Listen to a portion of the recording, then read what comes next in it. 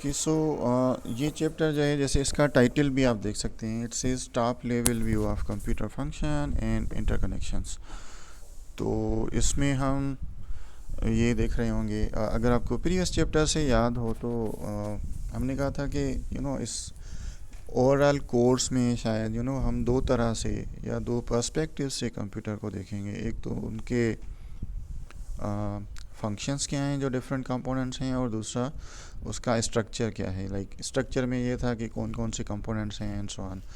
और यहाँ पे फिर इस चैप्टर में ऑथर डिस्कस कर रहा है कि जो ओवरऑल कंप्यूटर है उसका क्या फंक्शन है, या आप कह सकते हैं कि इंडिविजुअल जो मेन कंपोनेंट्स हैं, मेजर कंपोनेंट्स हैं,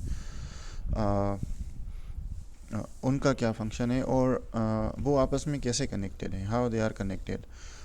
ठीक है ना, ये मेन फोकस होगा इस चैप्टर का।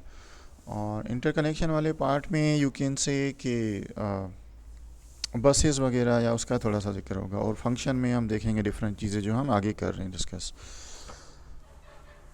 ओके सो कुछ चीज़ें हो सकता है थोड़ा सा रिपीट हो रही हों प्रीवियस चैप्टर से भी। For example von Neumann architecture हमने पहले भी किया था डिस्कस काफ़ी बार। तो यहाँ पे दोबारा थोड़ा सा उसका जिक्र कर रहा है ऑथर कि जो कंटेम्प्रेरी कंप्यूटर डिज़ाइंस यानी मॉडर्न जो आजकल के कंप्यूटर्स हैं, वो जो है वॉन न्यूमैन आर्किटेक्चर के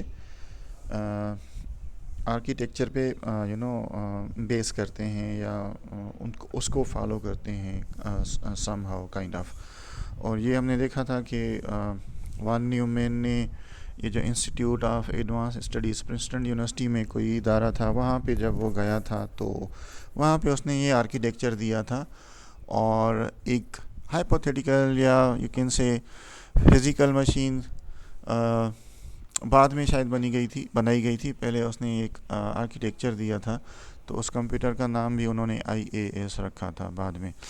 तो मेन आइडिया ये था कि स्टोर्ड प्रोग्राम कॉन्सेप्ट जो है ना, वो दिया था वॉन न्यूमैन ने। कि पहले ये होता था कि आपको अगर एक कंप्यूटर से डिफरेंट काम करवाना है तो आप उसकी जो फिज़िकल वायरिंग वगैरह है वो चेंज करते थे, बिकॉज़ इंस्ट्रक्शंस जो हैं वो उन वायर्स के थ्रू दी जाती थी। और दूसरा ये कि डेटा और प्रोग्राम अलग अलग जगह पे स्टोर होते थे। तो इसलिए आपको अगर प्रोग्राम चेंज करना है, यानी प्रोग्राम से मतलब है हमारी कि इंस्ट्रक्शन, बिकॉज़ प्रोग्राम की डेफिनेशन ही यही है कि it's a set of instructions. तो अगर आपको इंस्ट्रक्शंस चेंज करनी है तो आपको फिज़िकली रीवायर करना पड़ता था कंप्यूटर को to make it perform different operations. तो ये बड़ा हेक्टिक था। ये पूरा हमने लास्ट चैप्टर में डिटेल में किया था डिस्कस। तो इससे बचने के लिए वॉन न्यूमैन ने ये सजेस्ट किया था कि हम स्टोर्ड प्रोग्राम कॉन्सेप्ट वो उसने सजेस्ट किया था, जिसका यही था मतलब कि we can store data and programs in the same memory. और उसका फ़ायदा ये था कि अगर आपको कोई नया प्रोग्राम चलवाना है कंप्यूटर से, या नया काम करवाना है उससे, या डिफरेंट इंस्ट्रक्शंस उसको देनी है, तो आपको फिज़िकली वायरिंग या रीवायरिंग नहीं करनी पड़ती थी। आप जस्ट जो है नया प्रोग्राम मेमोरी में लोड करते थे। बाकी वायरिंग या रीवायरिंग नहीं करनी पड़ती थी आपको। सेम कंप्यूटर जो है जस्ट मेमोरी के कंटेंट आपने चेंज कर दिए, यानी नया प्रोग्राम उधर लोड कर दिया, तो वही कंप्यूटर, वही वाले रजिस्टर्स एंड सो ऑन, वो नया कंटेंट या वो नई इंस्ट्रक्शंस पढ़ते थे और उसको एग्जीक्यूट कर सकते थे। तो ये बेसिक आइडिया था उसका। और यहाँ पे फिर ऑथर कह रहे हैं कि तीन जो है ना मेजर कंपोनेंट्स थे या कॉन्सेप्ट्स थे। बेसिक आइडिया वही था स्टोर प्रोग्राम वाला, लेकिन you can divide it into further 3 concepts. तो उनमें एक ये है कि instructions and data are stored in the single और सेम रीड राइट मेमोरी। ठीक है, रीड राइट मेमोरी हमने डिस्कस किया था कि हम रैम को कहते हैं, बिकॉज रैम में हम राइट भी कर सकते हैं और वहाँ से रीड भी कर सकते हैं। मेमोरी की एक और टाइप होती है जिसको हम रीड ओनली मेमोरी कहते हैं, यानी रोम। तो ये जो रैम है it is read write memory, ठीक है ना, इसको इस नाम से भी बुलाया जाता है। तो एक पॉइंट तो ये है कि we can store data instructions in the same और सिंगल रीड राइट मेमोरी। दूसरा ये था कि contents of this memory are addressable by location without regard to the type of data content there. Now इस पॉइंट का मतलब ये है कि सेम ही मेमोरी में आप डेटा भी रखते हैं और प्रोग्राम भी रखते हैं।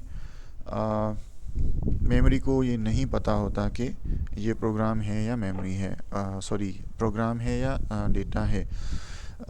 यानी उसके लिए जस्ट वो मतलब कंटेंट होता है, कुछ ना कुछ उधर स्टोर हो रहा है।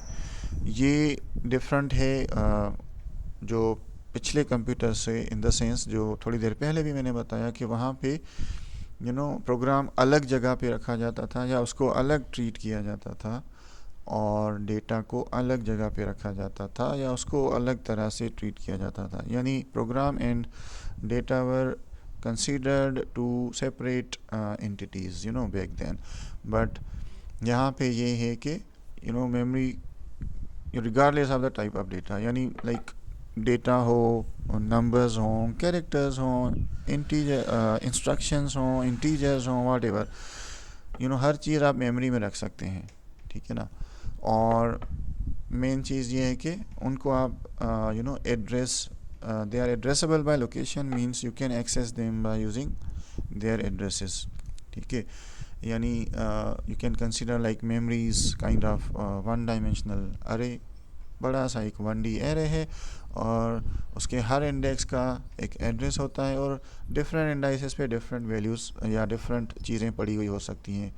कहीं पे इंस्ट्रक्शंस होंगी, कहीं पे डेटा होगा, और किसी भी चीज़ को आपने एक्सेस करना है तो उसके एड्रेस के थ्रू एक्सेस करेंगे। And third point is execution occurs in a sequential fashion unless explicitly modified from one instruction to the next. अब इसका मतलब ये है कि नॉर्मली प्रोग्राम जो है वो टॉप टू बॉटम सीक्वेंशियल वे में चलता है। फॉर एग्जांपल आपने कोई सी भी इंस्ट्रक्शंस लिखी हैं, लेट्स से आपने लिखा है may be like a equal to 10, b equal to 5, then c equal to a plus b, and then maybe print c, something like that। तो इस केस में प्रोग्राम जो है वो सीक्वेंशियल चलेगा, पहले ये, या अगर इससे भी ऊपर कोई और इंस्ट्रक्शंस हैं तो वो चलेंगी, फिर ये चलेगी, फिर ये चलेगी और फिर ये चलेगी, ठीक है। तो normally instructions are executed in sequential order top to bottom generally, ठीक है। और यूजुअली जो मेमोरी मे बी स्टार्टिंग जो एड्रेस होगा मे बी 1000, उस पर ये इंस्ट्रक्शन पड़ी होगी, नेक्स्ट एड्रेस पे ये इंस्ट्रक्शन पड़ी होगी, नेक्स्ट इंस्ट्रक्शन पे ये एड्रेस पड़ी होगी और उसके नेक्स्ट इंस्ट्रक्शन पे ये एड्रेस पड़ी होगी एंड सो ऑन। तो हर एक इंस्ट्रक्शन जो है वो एड्रेस के थ्रू एक्सेस होगी, फिर वो फेच होगी, फिर वो डिकोड होगी, फिर वो एग्जीक्यूट होगी एंड सो ऑन।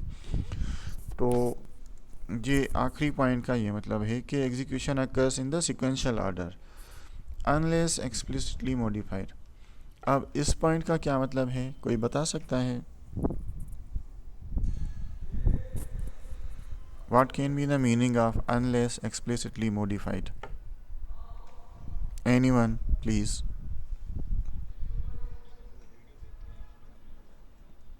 क्या बताया था मैंने?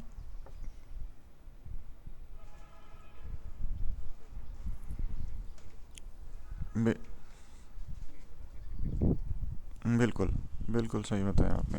सो अगर आप जंप्स या लूप्स वगैरह लगा रहे हैं ना, तो फिर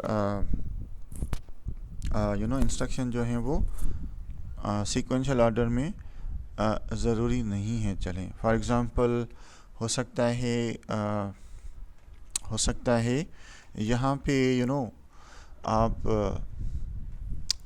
कुछ इस तरह का ब्लॉक बना दें मे बी लाइक,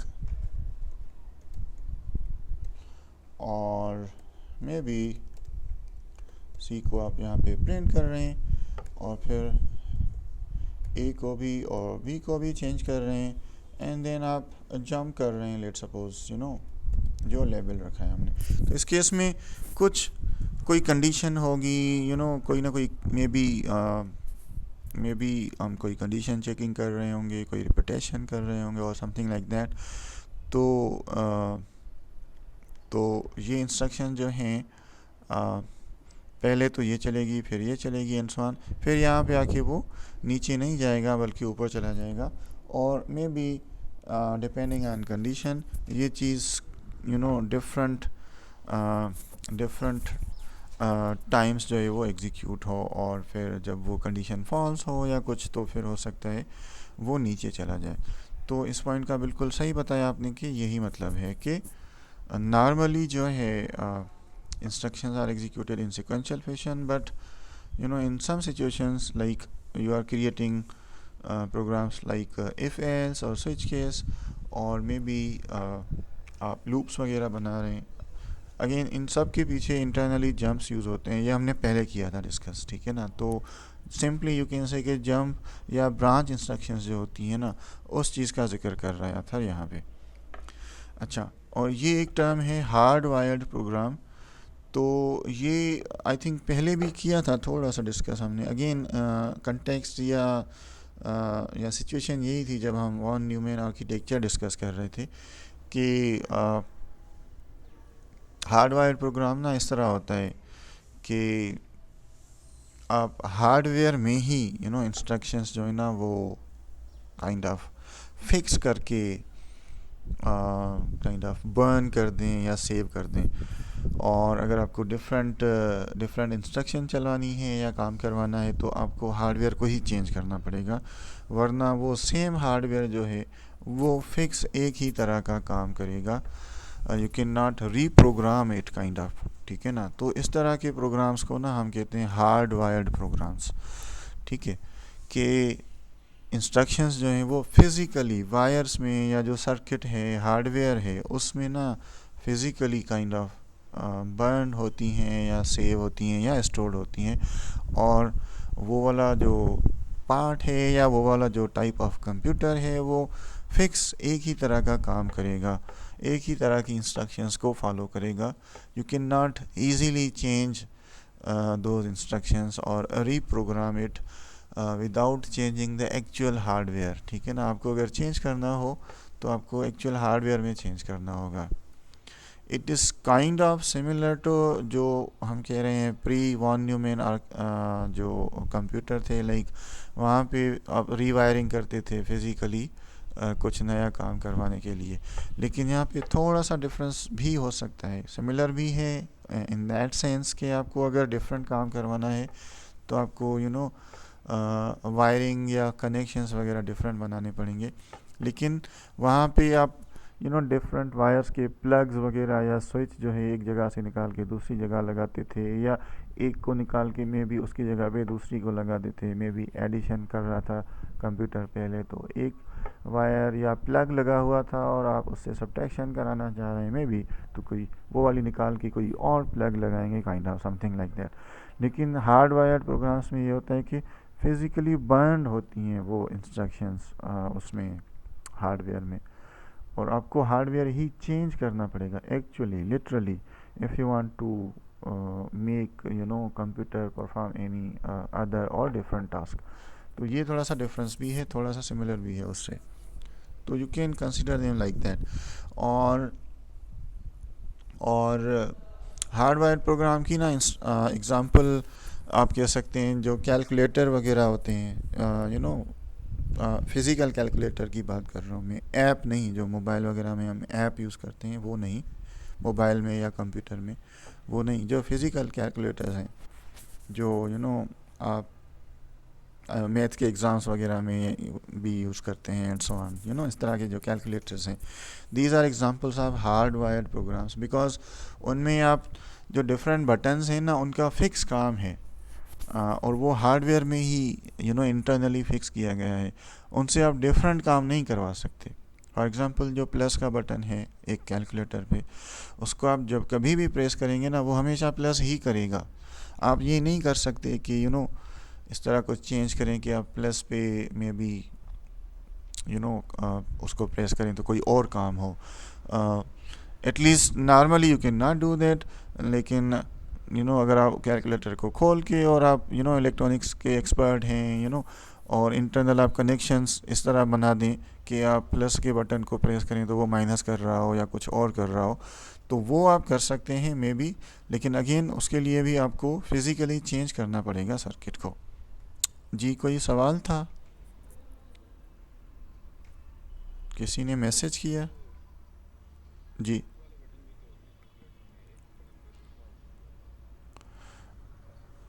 सॉरी, थोड़ा सा दोबारा बताएंगे?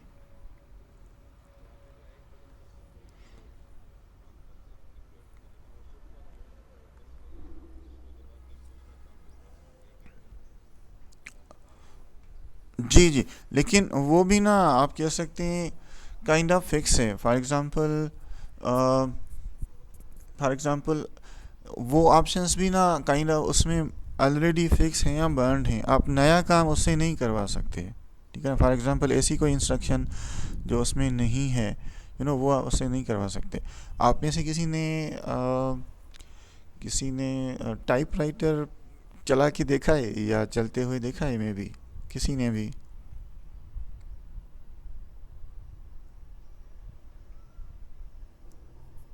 No one? अच्छा, आज़ान मुमताज़। तो उसमें अगर आप नॉर्मली टाइप कर रहे होते हैं तो जो कैरेक्टर्स हैं वो लोअर केस में प्रिंट होते हैं या अपर केस में? आज़ान लोअर केस में, और अगर आपको अपर केस में प्रिंट करवाना हो तो क्या करते हैं आप?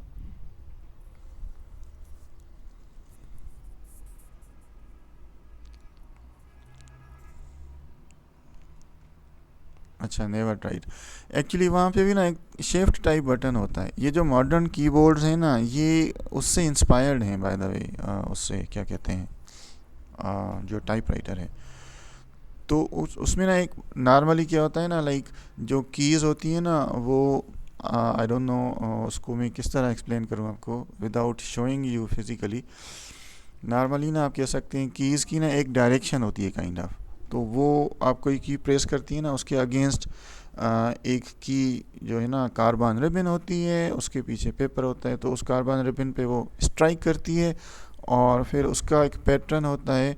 वो पैटर्न जो है ना पीछे पेपर पे जो है ना वो काइंड ऑफ प्रिंट हो जाता है या चिपक जाता है, काइंड ऑफ इंक जो है ना वो उस पैटर्न के मुताबिक पीछे जो है वो उस पेपर पे आके लग जाती है, और हमें लगता है कि ये कैरेक्टर जो है वो टाइप हो गया है या उस पे काइंड ऑफ लिखा गया है। ठीक है ना, लेकिन जब आप शिफ्ट करते हैं ना तो वो उन कीज़ की पोजीशन ना थोड़ी सी रोटेट हो जाती है या टिल्ट हो जाती है, और शिफ्ट करने के बाद आप जब उसी की को प्रेस करेंगे ना तो उसका ना आप कह सकते हैं काइंड ऑफ वो रोटेट हो चुकी होगी, और उसकी दूसरी साइड पे ना एक बड़ा कैरेक्टर होता है या बड़े कैरेक्टर का पैटर्न होता है, और फिर आप उस की को प्रेस करते हैं ना तो वो रोटेटेड की because of the pressing of the shift की, वो की जो है उसका अगेंस्ट जो भी लीवर या जो भी होता है, I don't know what to call it, वो ना रोटेट किया हुआ होता है। फिर वो रोटेटेड की का जो जो डिफरेंट फेस है या डिफरेंट साइड है ना वो जाके स्ट्राइक करती है रिबन पे, और उस डिफरेंट साइड पे बड़ा सा कैरेक्टर यानी कैपिटल कैरेक्टर जो है ना वो वो उसका पैटर्न बना हुआ होता है, और वो पैटर्न जो है वो पेपर पे आ जाता है। तो आप कह सकते हैं कि एक की से दो काम हो रहे हैं, लाइक लोअर केस भी आप राइट कर रहे हैं और अपर केस भी, बट एक्चुअली में उसकी भी ना ये फिक्स मैकेनिज़्म है। फ़र्क सिर्फ ये शिफ्ट का ये है कि उसको थोड़ा सा रोटेट कर रही है काइंड ऑफ। ठीक है, तो आपने जो एग्जांपल दी ना उसमें भी आप कंसीडर कर सकते हैं कि कुछ इस तरह ही का है। ठीक है ना, कि वो इंस्ट्रक्शन भी ना फिक्स्ड हैं वहाँ पर, बट कोई नया काम आप जो डिफरेंट कोई काम हो ना वो आप उससे नहीं करवा सकते without changing the hardware actually, क्योंकि वो पीछे बिल्कुल वायरिंग की हुई होती है कि इस बटन ने ना इस तरह ही का एक फिक्स काम करना है। Is it clear? तो इसका आप डायग्राम्स भी देखें ना अगर, तो ऑथर ने डायग्राम्स के थ्रू भी दिखाने की कोशिश की है कि जो मतलब दो तरह की आप कह सकते हैं पैटर्न्स हैं या मैकेनिज़म्स हैं, एक को हम कहते हैं हार्डवेयर बेस्ड अप्रोचेस, दूसरी हम कहते हैं सॉफ्टवेयर बेस्ड अप्रोचेस, या आप इसको ये भी कह सकते हैं कि जैसे यहाँ पे लिखा हुआ है प्रोग्रामिंग इन हार्डवेयर, एंड दूसरा है प्रोग्रामिंग इन सॉफ्टवेयर। तो प्रोग्रामिंग इन हार्डवेयर का मतलब वही है जो हार्ड वायर्ड प्रोग्राम जिसको हम कह रहे थे, और प्रोग्रामिंग इन सॉफ्टवेयर का मतलब ये है कि आप वायरिंग चेंज नहीं करते, फिज़िकल जो कनेक्शंस हैं या सर्किट है वो चेंज नहीं कर सकते, आप just different instructions software just या सेट ऑफ इंस्ट्रक्शंस जो है ना वो चेंज कर देते हैं, तो सेम हार्डवेयर वो दूसरा काम करता है। जैसे आपके कंप्यूटर्स हैं या मोबाइल फ़ोन्स हैं, अब उस पर आप गेम्स भी खेलते हैं, उस पर आप ईमेल भी करते हैं, उस पर आप हो सकता है व्हाट्सएप वगैरह भी चला रहे हों, तो हार्डवेयर सेम ही है। आप क्या करते हैं, जस्ट डिफरेंट ऐप जो है ना या डिफरेंट प्रोग्राम जो है, यानी कि डिफरेंट सेट ऑफ इंस्ट्रक्शंस वो जस्ट लॉन्च करते हैं, तो सेम हार्डवेयर डिफरेंट इंस्ट्रक्शंस को चलाता है, डिफरेंट प्रोग्राम्स को चलाता है। आपको डिफरेंट काम करवाने के लिए हार्डवेयर को चेंज नहीं करना पड़ता फिज़िकली, उसकी वायरिंग या सर्किट में कोई जाके चेंज नहीं करना पड़ता। तो this is example of programming in software, या हार्ड वायर्ड प्रोग्राम के अपोजिट जो अप्रोच है प्रोग्रामिंग की, जो कि normal laptops, computer, mobile phones में आजकल हम यूज़ करते हैं, ठीक है ना। तो प्रोग्रामिंग इन हार्डवेयर की देखें जो फिगर है यहाँ पे, उसमें क्या दिया गया है कि आप कुछ ना कुछ डेटा इनपुट करते हैं, और जो ऑपरेशंस हैं sequence of arithmetic and logic functions, they are already burned or fixed stored into the hardware, ये वाला जो बॉक्स है। और जो आप डेटा देंगे और जो मे बी आप ऑपरेशन उसको कहेंगे, मे बी कोई इंटरफेस होगा, कोई बटन्स होंगे या समथिंग लाइक दैट, उसके मुताबिक फिक्स सिग्नल जाएंगे। और ये जो इसको आप कह सकते हैं दिस इज़ लाइक ALU वाला पार्ट, समथिंग लाइक दैट, कि यहाँ पे अर्थमेटिक एंड लॉजिक फंक्शंस हैं, तो जो आप डेटा देंगे और जो उसको आप इंस्ट्रक्शन देंगे काइंड ऑफ वो फिक्स उस मुताबिक काम करेगा और आपको रिजल्ट देगा, ठीक है। और ये चीज़ें फिक्स हैं, आपको अगर डिफरेंट काम करवाना हो तो आपको वो जो sequence of arithmetic and logic function है उनको फिज़िकली चेंज करना पड़ेगा, ठीक है ना।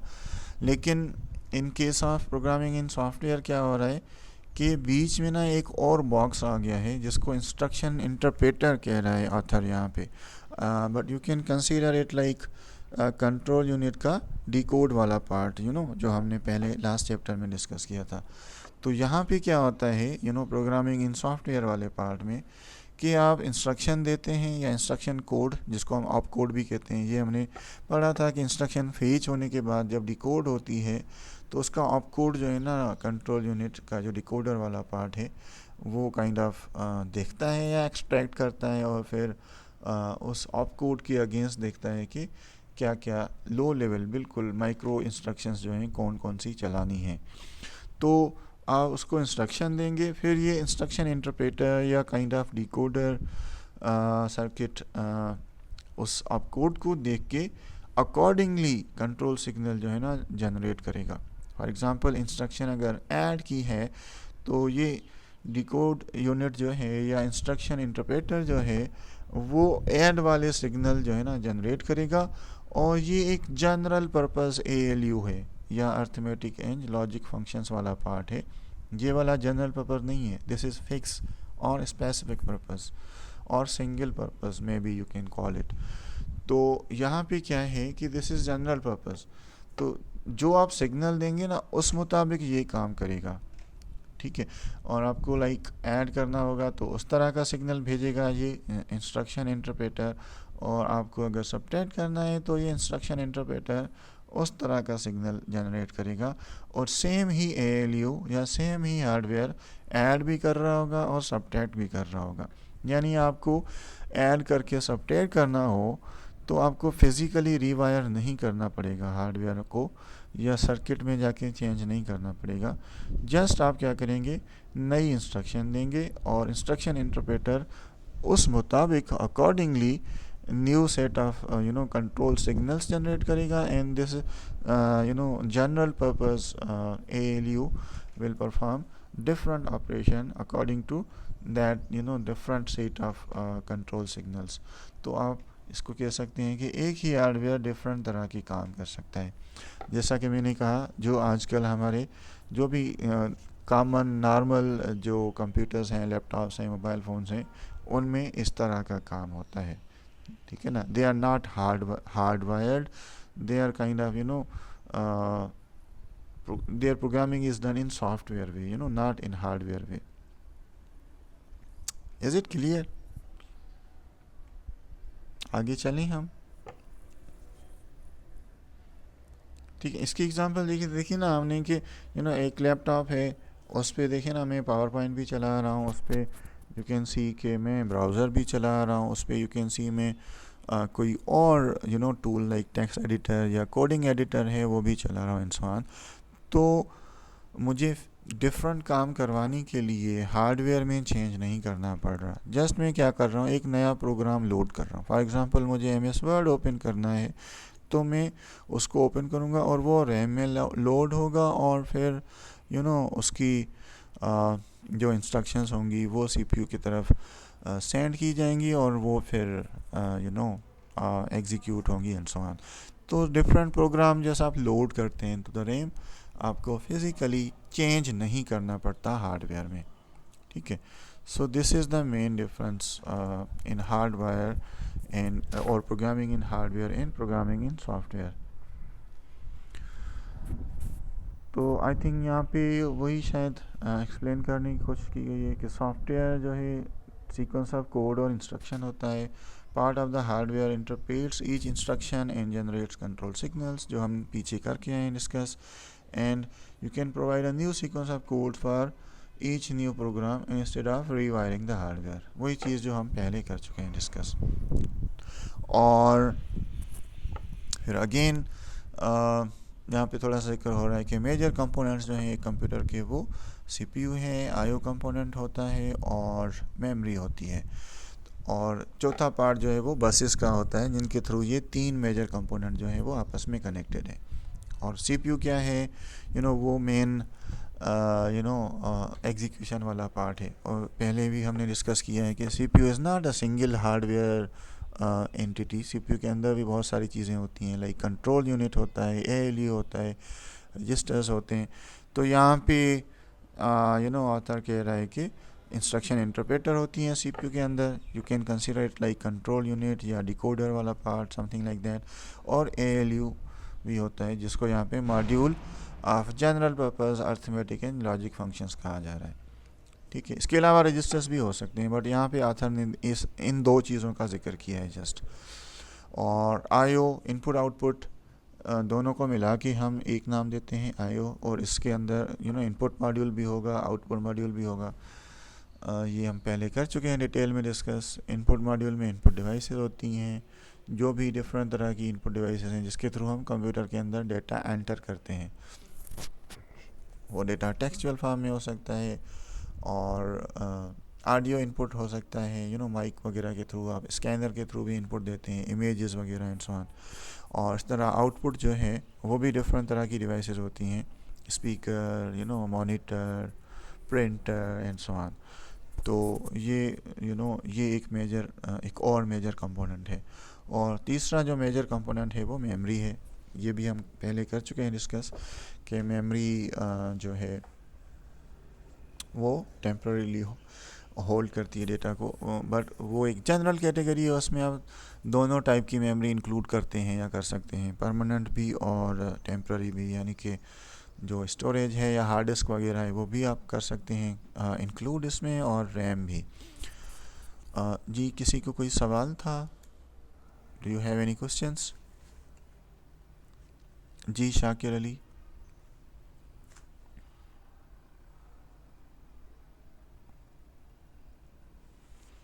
ओके, रिकॉर्डेड लेक्चर से क्वेश्चन है जी। कौन सा क्वेश्चन है, कौन सा वाला पॉइंट?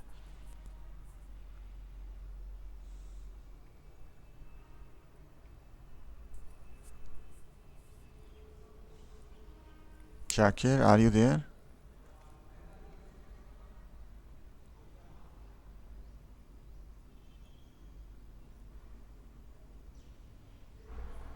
अच्छा, सो यू आर सेइंग कि जिस हाइपोथेटिकल मशीन की आथर बात कर रहा है उसमें आप कोड जो है वो 4 बिट्स की साइज़ का है.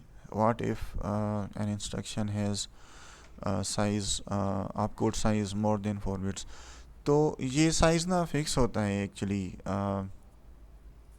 एटलीस्ट जो अगर आपको याद हो हमने उसका जिक्र किया था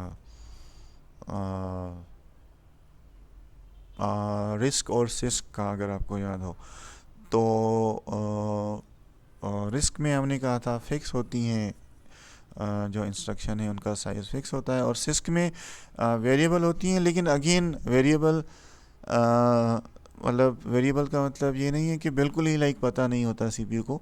उसमें आप कह सकते हैं एक बड़ा सा साइज़ अज्यूम्ड होता है, लाइक मे बी 16 बिट और 32 बिट कि लाइक इतनी साइज़ जो है ना आप कोड की होगी.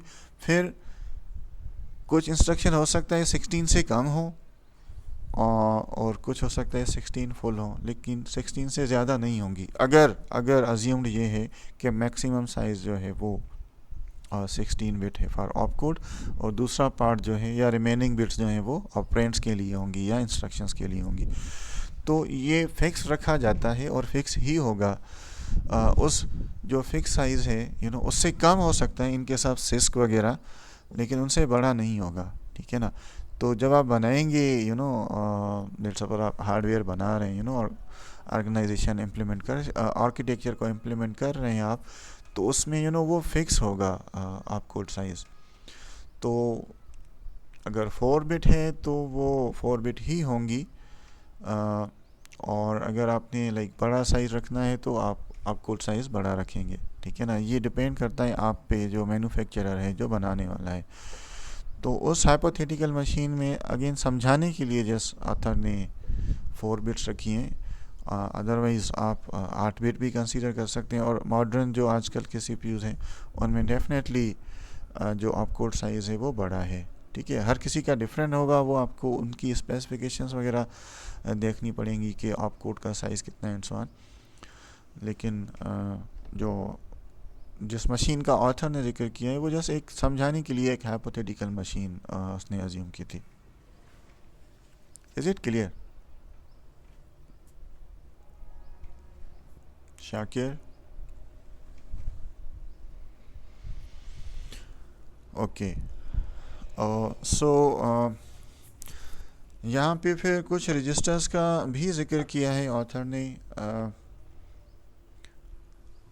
कुछ रजिस्टर का भी जिक्र किया है ऑथर ने कि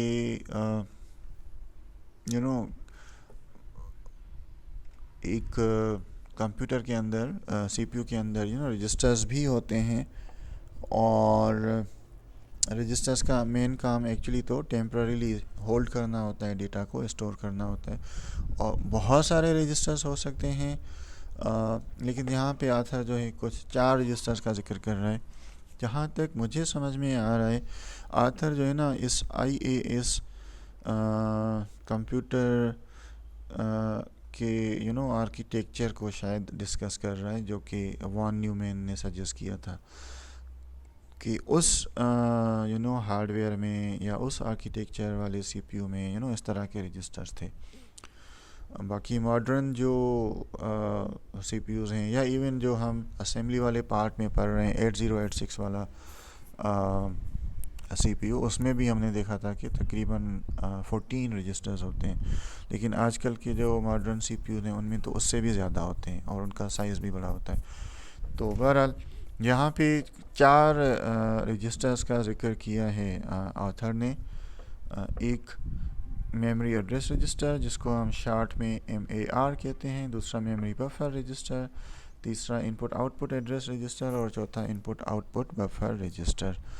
तो memory address register specifies the address in memory for the next read or write. In simple terms you can say, या we can also say कि मेमोरी एड्रेस रजिस्टर में रैम का या मेमोरी का वो एड्रेस होता है या उस जगह का एड्रेस होता है जहाँ पे मेमोरी में हम कुछ यानी कि सीपीयू कुछ राइट करना चाहता है या जहाँ से कुछ रीड करना हो उसे. ठीक है ना। तो फॉर एग्जांपल जैसे हम पहले भी कर चुके हैं discuss, let's suppose there is an instruction like this कि c equal to a plus b, let's suppose. तो a की जो एड्रेस होगी वो टेम्पररीली मेमोरी एड्रेस रजिस्टर में स्टोर होगी, फिर वहाँ से एड्रेस बस पे रखेगा CPU वो एड्रेस, और रैम का जो कंट्रोलर होगा उसको सिग्नल भेजेगा कि एड्रेस बस पे जो एड्रेस आ रहा है ना वहाँ से डेटा लो और वो डेटा बस पे रखो और मेरी तरफ भेज दो। तो टेम्पररीली एड्रेस बस पे रखने से पहले मे बी यू कैन से कि वो एड्रेस जो है मेमोरी एड्रेस रजिस्टर में आता है। इसी तरह हो सकता है आप राइट करना चाह रहे हो, फॉर एग्ज़ाम्पल जब ये एडिशन हो जाएगी और जो रिज़ल्ट है वो C में स्टोर करना चाहेगा CPU, तो C अगेन वेरिएबल है जो कि रैम में कहीं होगा, because variables are created in RAM. तो CPU फिर C का जो एड्रेस है टेम्पररीली मेमोरी एड्रेस रजिस्टर में होल्ड करेगा और बाद में फिर वो एड्रेस बस पे रखेगा, और जो रिज़ल्ट है a प्लस b की एडिशन का वो डेटा बस पे रखेगा, और फिर राइट सिग्नल जो है ना रैम को भेजेगा कंट्रोल यूनिट। उसका मतलब ये होगा कि वो कहेगा कि एड्रेस बस पे जो एड्रेस आ रहा है उस एड्रेस पे वो वाला डेटा रखो जो डेटा बस पे रखा है हमने और तुम्हारी तरफ भेजा है। तो इस तरह रीड राइट ऑपरेशंस में स्पेशली रैम से जब हम रीड राइट कर रहे होते हैं तो पिछली स्लाइड्स में हमने किया था ना डिस्कस के एड्रेसेबल लोकेशंस होती हैं, तो डेटा को या प्रोग्राम्स को आपने एक्सेस करना हो तो वो एड्रेसेस के थ्रू करते हैं। तो ये मेमोरी एड्रेस रजिस्टर वो एड्रेसेस स्टोर करता है स्पेसिफिकली रैम से रिलेटेड। जब रैम में राइट करना हो हमें या वहाँ से रीड करना हो, तो जिस जगह से जिस लोकेशन से हम रीड करना चाह रहे हैं या जहाँ पे राइट करना चाह रहे हैं वो वाला address temporarily memory address register या MAR होल्ड करता है। इसी तरह मेमोरी बफर रजिस्टर फिर डेटा, एक्चुअल डेटा होल्ड करता है जिसको हम रैम में राइट करना चाह रहे हैं या जो अभी हमने रिसेंटली रैम से रीड किया है, ठीक है ना। So it contains the data to be written into memory और receives the data which is read from memory, ठीक है ना। जो रीड की है हमने डेटा अभी अभी या जो राइट करना चाह रहे हैं वो टेम्पररीली यहाँ पे होल्ड होती है, बाद में वो हो सकता है डिफरेंट ऑपरेशंस के लिए यूज़ हो रही हो। For example a plus b, जैसे a की वैल्यू हम रीड करेंगे रैम से तो टेम्पररीली हो सकता है वो मेमोरी बफर रजिस्टर में होल्ड हो, और फिर हो सकता है किसी और रजिस्टर में रखें हम, फिर b का जो वैल्यू है वो भी रैम से फेच करेंगे हम, तो वो वैल्यू MBR में स्टोर होगी और बाद में हो सकता है किसी और रजिस्टर में जाए और फिर जब हम ऐड करेंगे तो उन दोनों की एडिशन होगी। तो मेमोरी एड्रेस रजिस्टर जो है वो एड्रेस स्टोर करता है नेम से ही लग रहा है, और मेमोरी बफर रजिस्टर जो है वो एक्चुअल डेटा होल्ड करता है जो रैम से हम हमने रीड की है या रैम में राइट करना चाहते हैं। इन दोनों के नाम में मेमोरी है तो यू कैन इजीली गैस के ये रैम से रिलेटेड आइदर एड्रेस और डेटा जो है वो होल्ड करते हैं या करेंगे। और इनके इक्विवेलेंट ही दो और रजिस्टर का भी जिक्र किया है ऑथर ने जो कि फिर इनपुट आउटपुट से रिलेटेड है। तो जैसे मेमोरी एड्रेस रजिस्टर है इस तरह आईओ एड्रेस रजिस्टर है, इस तरह मेमोरी बफर रजिस्टर है, इस तरह आईओ बफर रजिस्टर है। तो आईओ एड्रेस रजिस्टर क्या करता है कि it specifies the address of a particular IO device। जिस तरह रैम में डिफरेंट लोकेशंस की एड्रेसेस होती हैं, इसी तरह आप कह सकते हैं कि जो इनपुट आउटपुट डिवाइसेस होती हैं ना उनके भी एड्रेसेस होते हैं। उनको हम पोर्ट्स भी कहते हैं, PORT पोर्ट, और एड्रेसेस भी कह सकते हैं सिंपल टर्म्स में। तो डिफरेंट डिवाइसेस हैं ना, तो CPU को कहाँ से डेटा रीड करना है या कहाँ पे राइट करना है वो कैसे पता चलेगा। हर डिवाइस का अलग एड्रेस होता है और CPU उनको भी रैम की तरह ही काइंड ऑफ एड्रेसेस के थ्रू उनको काइंड ऑफ एड्रेस करता है या कॉल करता है या एक्सेस करता है तो जिस इनपुट या आउटपुट डिवाइस में से डेटा रीड या राइट करना है उसका एड्रेस जो है वो आईओ एड्रेस रजिस्टर में होता है, और वो वाला डेटा जो हम राइट करना चाहते हैं किसी भी आउटपुट डिवाइस पे, या हमने रीड किया है अभी किसी इनपुट डिवाइस से, क्योंकि इनपुट डिवाइस से हम डेटा रीड करते हैं और आउटपुट से हम राइट करते हैं। फॉर एग्जांपल कीबोर्ड जो है वो इनपुट डिवाइस है, उसके थ्रू आप डेटा रीड करते हैं, मतलब बाहर से एक्सटर्नल वर्ल्ड से डेटा कंप्यूटर में इनपुट होता है और कंप्यूटर रीड करता है वहाँ से, और जब यूज़र को भेजना हो डेटा तो फिर हम कहते हैं वी आर राइटिंग डेटा। जैसे आप मॉनिटर पे कुछ डिस्प्ले करना हो तो this is actually a write operation. इसी तरह प्रिंटर को डेटा भेजना हो आपने तो this is actually a write operation. और इसी तरह स्पीकर को डेटा भेजना हो तो भी काइंड ऑफ राइट करते हैं या सेंड करते हैं या आउटपुट करते हैं आप। तो इनपुट डिवाइस से जो डेटा आपने रीड किया है या आउटपुट डिवाइस को जो डेटा भेजना है आपने, तो वो डेटा इटसेल्फ वो आईओ बफर रजिस्टर में सेव होगा। So these are equivalent kind of, लेकिन ये रैम के लिए हैं या मेमोरी के लिए हैं ऊपर वाले दो रजिस्टर, और ये जो है इनपुट और आउटपुट डिवाइसेस से रिलेटेड है। क्लियर? और यहाँ पे अगेन एक हाई लेवल या टॉप लेवल डायग्राम दिखाई है ऑथर ने, जिसमें जो 3 मेजर कंपोनेंट थे सीपीयू, रैम और आईओ मॉड्यूल, उसको डिपिक्ट किया है ऑथर ने, और एक बड़ी सी सिस्टम बस जिसको हम कहते हैं कभी कभी के चौथा पार्ट ये भी है, जो कि इन 3 मेजर कंपोनेंट्स को ना आपस में कनेक्ट करता है। और ये भी हमने पहले किया था डिस्कस कि यहाँ पे या इन जनरल हम सिस्टम बस को एक जनरल या सिंगल नाम देते हैं, बट इसके अंदर 3 बसेस होती हैं, एड्रेस बस, कंट्रोल बस और डेटा बस। तो यू कैन सी ये जो 3 मेजर कंपोनेंट्स हैं एक कंप्यूटर के, they are connected using this system bus. यानी कि एक कंपोनेंट से दूसरी जगह डेटा ट्रेवल करता है यूजिंग सिस्टम बस। और सिस्टम बस में जैसे मैंने कहा ना, डेटा बस भी होता है, एड्रेस बस भी होता है और कंट्रोल बस भी होता है। तो डेटा बस के थ्रू एक्चुअल डेटा जाता है एक जगह से दूसरी जगह, एड्रेस बस के थ्रू एड्रेसेस ट्रेवल करते हैं, और कंट्रोल बस के थ्रू कंट्रोल सिग्नल्स। तो यहाँ पे भी देख सकते हैं आप कि एक सीपीयू के अंदर जनरल कुछ रजिस्टर्स हैं, लाइक प्रोग्राम काउंटर है, इंस्ट्रक्शन रजिस्टर है, memory address register, buffer register और IO address register, IO buffer register, जो हम पीछे कर चुके हैं डिस्कस। और प्रोग्राम काउंटर का भी हम बार बार कर चुके हैं जिक्र कि it holds the address of the next instruction to be executed. और इंस्ट्रक्शन रजिस्टर जो है वो करंट इंस्ट्रक्शन जो एग्जीक्यूट हो रही होती है ना, उसको होल्ड करता है, उसके एड्रेस को नहीं बल्कि खुद को। और प्रोग्राम काउंटर जो है वो इंस्ट्रक्शन को होल्ड नहीं करता, एड्रेस को, लेकिन वो भी नेक्स्ट इंस्ट्रक्शन के एड्रेस को। तो ये थोड़ा सा डिफरेंस आपको पता हो।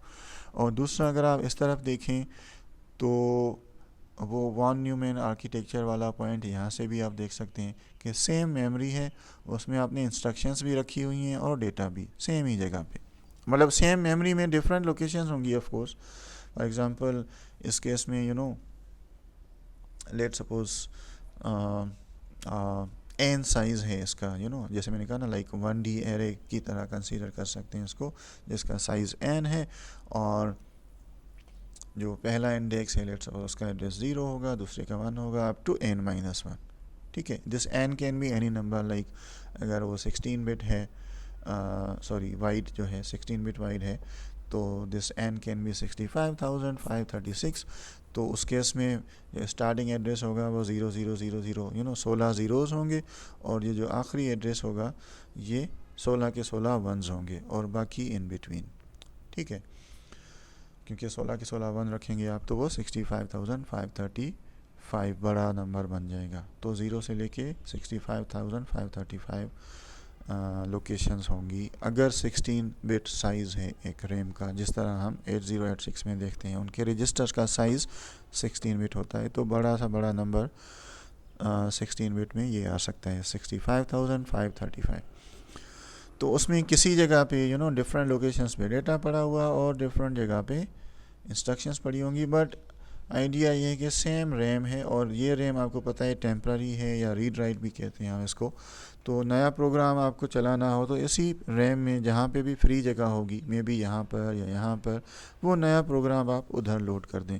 और जो प्रोग्राम अभी आपने एग्जीक्यूट कर लिया और बंद कर दिया मे बी, तो वहाँ से फिर ऑपरेटिंग सिस्टम वो जगह खाली कर देता है, काइंड ऑफ फ्री कर देता है, ताकि जो कोई न्यू प्रोग्राम है उसको खाली जगह मिली। और यहाँ पे एग्जीक्यूशन यूनिट भी है, ये आप कह सकते हैं ALU वाला पार्ट है काइंड ऑफ। और IO मॉड्यूल है, इसमें डिफरेंट इनपुट आउटपुट डिवाइसेस हो सकती हैं। तो this is again a top level view of a computer. यहाँ तक कोई सवाल? Do you have any questions?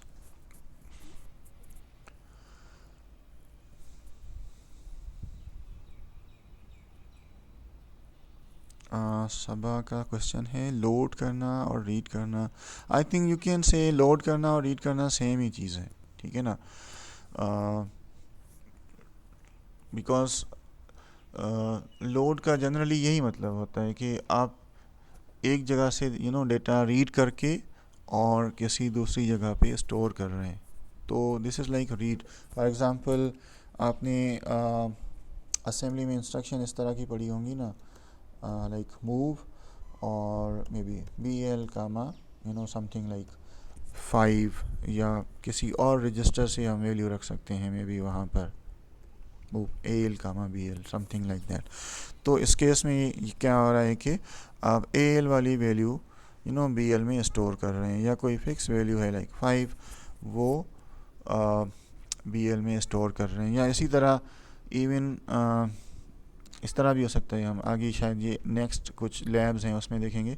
इस तरह आप ब्रैकेट में कोई नंबर देंगे ना, तो इसका मतलब होगा कि ये जो एड्रेस है ब्रैकेट के अंदर लाइक 500, तो वहाँ से डेटा जो है वो लोड करो इनटू BL रजिस्टर।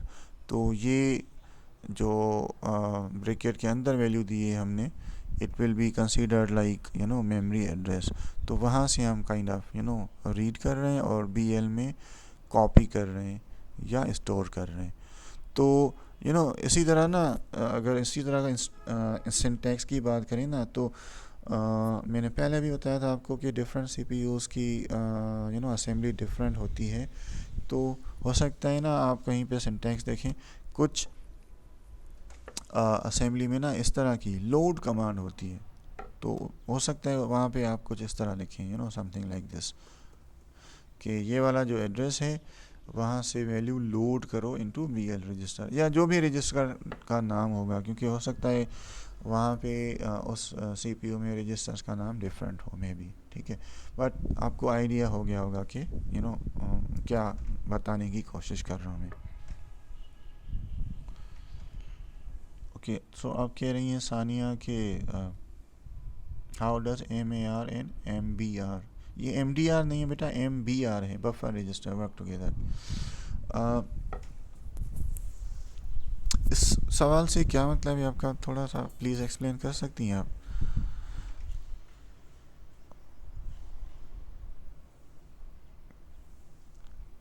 सानिया बेटा, आर यू देयर?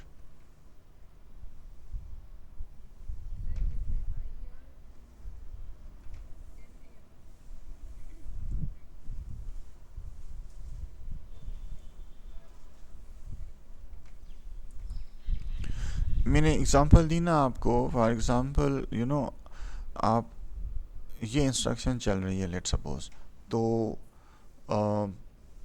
ये इंस्ट्रक्शन जब डिकोड होगी तो CPU देखेगा कि मुझे एक वेरिएबल है A, उसका डेटा जो है लोड करना है, फिर एक दूसरा वेरिएबल है B, उसका डेटा लोड करना है, फिर उनको ऐड करना है और रिज़ल्ट जो है C वेरिएबल में स्टोर करना है। और ये तीनों वेरिएबल्स हैं, तो they are they must be in RAM, because variables are created in RAM.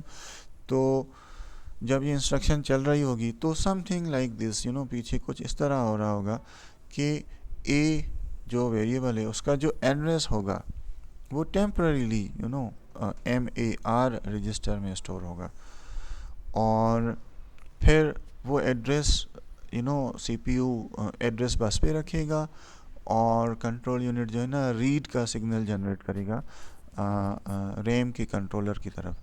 तो रैम के अंदर भी एक कंट्रोलर होता है या छोटा सीपीयू होता है, यू कैन से, जो कि एक ही तरह का काम करता है, यानी कि वो जनरल पर्पस नहीं है, एक स्पेसिफिक पर्पस सीपीयू है, इसी वजह से उनको हम माइक्रो कंट्रोलर भी कहते हैं। तो आ, वो देखेगा कि एड्रेस बस पे एड्रेस रखा है सीपीयू ने और कंट्रोल यूनिट ने रीड का सिग्नल भेजा है। It means CPU wants to read data from the address which is put on address bus. तो वहाँ से वो डेटा रीड करेगा और फिर डेटा बस पे रख के और सीपीयू की तरफ भेजेगा। तो यहाँ पे जब सीपीयू एड्रेस बस पे वो एड्रेस रखेगा तो उससे पहले यू कैन से हो सकता है टेम्पररीली ना ये एड्रेस जो है वो मेमोरी एड्रेस रजिस्टर में या MAR में रखेगा, और उसके बाद वो फिर एड्रेस बस पे जाएगा और वहाँ से डेटा सेंड किया जाएगा। अच्छा, अब वहाँ से डेटा जो है डेटा बस पे रैम का कंट्रोलर रख के और भेजेगा, लेकिन सीपीयू जब रिसीव करेगा ना तो टेम्पररीली वो डेटा कहाँ पे रखेगा, मेमोरी बफर रजिस्टर में। क्योंकि मेमोरी बफर रजिस्टर का काम क्या है कि वो डेटा स्टोर करना जो हमने रैम से रीड की है या रैम में हम राइट करना चाहते हैं। ठीक है, तो अभी हमने रीड किया है रैम से, तो वो data temporarily memory buffer register में होल्ड होगा। और इसी तरह बी के केस में भी होगा कि बी का एड्रेस पहले मेमोरी एड्रेस रजिस्टर में जाएगा, फिर वो एड्रेस बस पे रखा जाएगा और फिर वो जो है रैम की तरफ भेजा जाएगा। वहाँ से डेटा जो है वो रीड होगा और डेटा बस पे रैम का कंट्रोलर डेटा रख के और सेंड करेगा। फिर सीपीयू जब रिसीव करेगा तो टेम्पररीली वो डेटा जो है मेमोरी बफर रजिस्टर में सेव करेगा, और उसके बाद हो सकता है वो किसी और रजिस्टर में रखे, फिर एडिशन परफॉर्म होगी उन दो वैल्यूज़ की, और फिर जो रिज़ल्ट है वो टेम्पररीली पहले मेमोरी बफर रजिस्टर में सेव होगा, और सी जिसमें हम स्टोर करना चाह रहे हैं उसका एड्रेस जो है टेम्पररीली मेमोरी एड्रेस रजिस्टर में सेव होगा, और फिर वो एड्रेस बस पे एड्रेस रखा जाएगा, डेटा बस पे वो MBR में जो वैल्यू है, जो रिज़ल्ट है एडिशन का, वो रखा जाएगा, और फिर राइट सिग्नल जो है ना कंट्रोल यूनिट भेजेगा रैम को। तो रैम समझ जाएगा कि एड्रेस बस पे जो एड्रेस आ रहा है और डेटा बस पे जो डेटा आ रहा है वो वाला डेटा वो वाले एड्रेस पे मुझे स्टोर करना है जो एड्रेस बस में रखा हुआ है। Is it clear now?